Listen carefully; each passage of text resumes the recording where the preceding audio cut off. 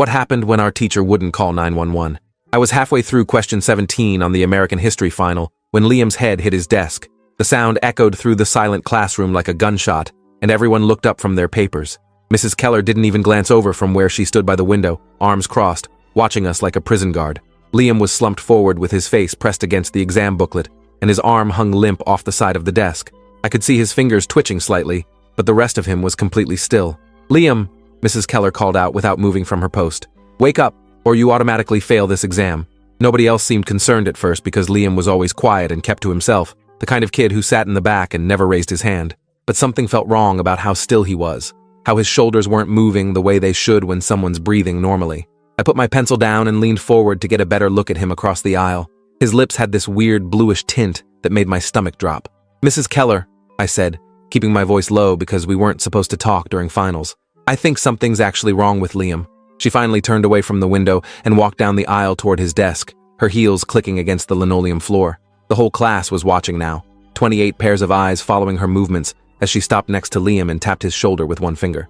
"Liam Thompson, this is your final warning," she said in that stern voice she used when she thought someone was testing her authority. "Sit up and finish your exam, or I'm marking you as a failure right now." He didn't move at all, didn't even flinch when she tapped harder on his shoulder.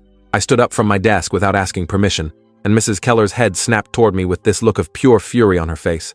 "Sit down immediately, or you'll be joining him with a failing grade," she snapped. But I ignored her and moved closer to Liam, close enough to see that his skin had gone pale and waxy. His chest was barely moving, these tiny, shallow breaths that didn't look right at all. "He's not breathing properly," I said, and my voice came out shakier than I wanted it to. "Something's really wrong." Mrs. Keller grabbed my arm and tried to pull me back to my seat, but I shook her off and reached for Liam's wrist to check his pulse, like they taught us in that mandatory CPR class last semester.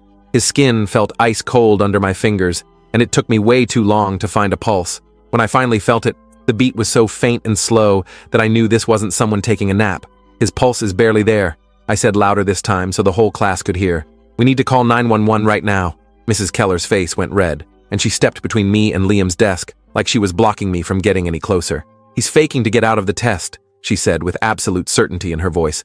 "I've been teaching for 19 years, and I've seen every trick in the book. This is just another student trying to manipulate their way out of consequences." Behind me, I heard Destiny gasp from her seat in the front row. "Mrs. Keller, look at his lips. They're turning blue. That's not normal."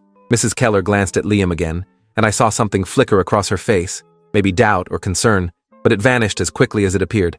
"If I call 911, the police will come too," she said, and her voice dropped lower like she was sharing a secret. "They always send police to schools for these calls, and if Liam is on something he shouldn't be, which clearly he is based